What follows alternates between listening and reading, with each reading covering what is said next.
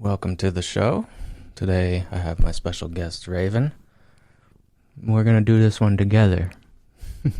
So today I want to talk about 3 traps on the path of spiritual awakening. There are a lot of traps on the spiritual journey that a lot of people fall into, and this can completely stall any spiritual progress that you might have been making, or it can even cause you to go backwards.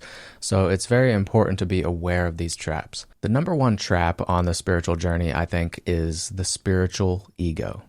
What happens is when we start to learn about spirituality, spiritual awakening, spiritual growth, and these sort of topics, is our ego wants to grasp onto these concepts and these ideas and use them to create almost this alter ego, this new identity.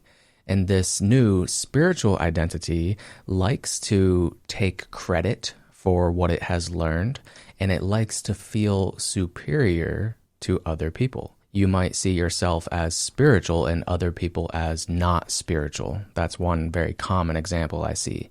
Even to call yourself spiritual is questionable, because you could say we're all spiritual beings, right? Everyone is on a spiritual journey, whether they realize it or not. So just because you're aware of the spiritual journey and these certain aspects of yourself and about life doesn't make you superior to others. It doesn't make you on a different journey than other people. Everyone else is still growing and evolving spiritually. They just might not be doing it consciously. They just might not be aware of certain specific pieces of knowledge or information, but that doesn't mean that they're any different than you.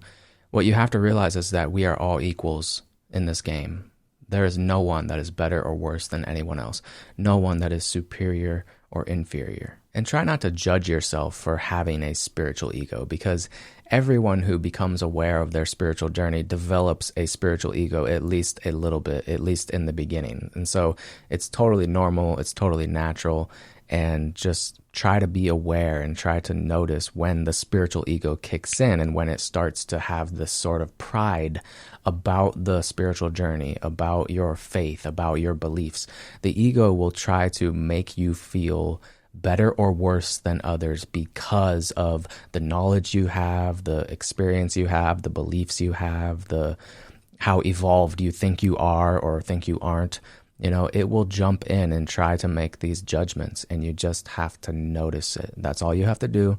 That's the antidote, is just notice it and then let it go by having humility, just being humble and realizing that you're no better or worse than anyone.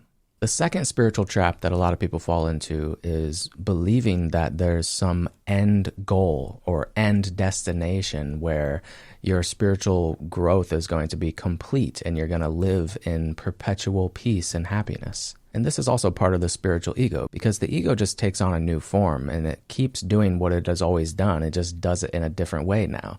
So whereas before your ego might have strived for, say, money or fame or material possessions or whatever, now your ego just takes on a new form and it just starts chasing something else. It starts chasing enlightenment, chasing happiness, chasing peace of mind.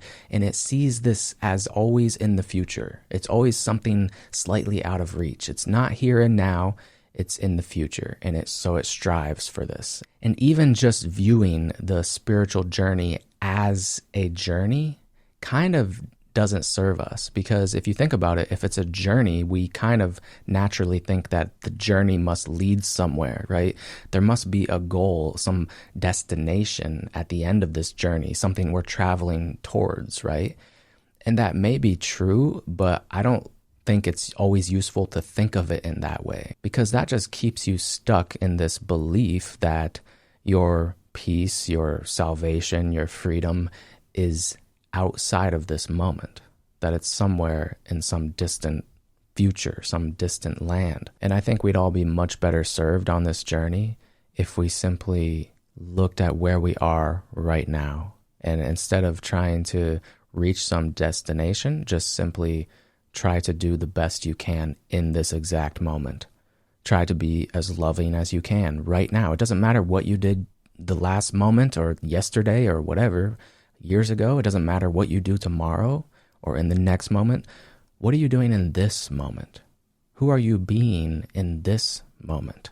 Are you being the most loving, kind person you can be in this moment? Are you practicing forgiveness or surrender in this moment? That's really all that matters on this journey.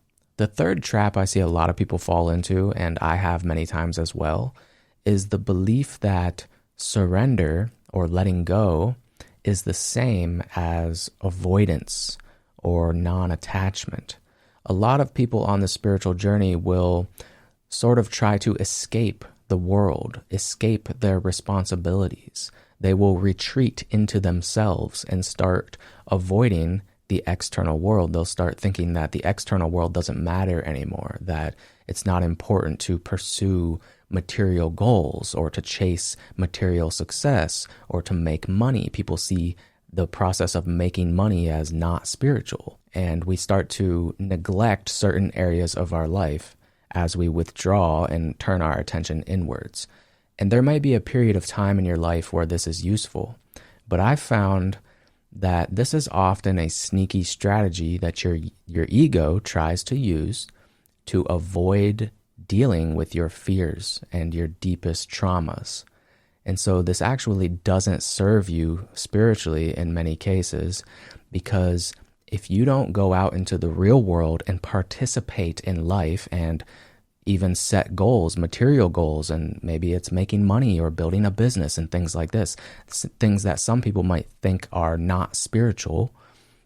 If you don't go out and do those things, then you're not giving yourself a chance to process those deep, painful emotions, trauma, things that are trapped within your unconscious mind or your body or your nervous system, the traumas that we still need to release in order to grow and evolve.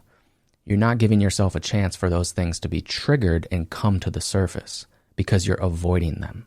You're trying to retreat to this comfortable, peaceful place within yourself, but really this is just a way the ego keeps you stuck. I've found personally that there's far more spiritual growth that happens when you get outside of your comfort zone and you challenge yourself and you participate in the real world. For example, me just making this video right here is helping me grow spiritually, more so than if I chose not to make this video and I chose to sit on my couch instead and do something that wasn't productive or something that didn't serve the world. Because making this video isn't something that's completely within my comfort zone. It's something that doesn't really come naturally to me. It's taken me a lot of growth for me to even get to the point where I can speak in front of a camera like this.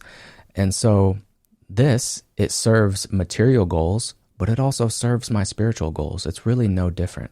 We can grow so much by participating in life and not avoiding challenges. So be careful that you're not using spirituality as an excuse to not take action and participate in life. If you enjoyed this video, you might also enjoy my private community that I just started. It's free. It's called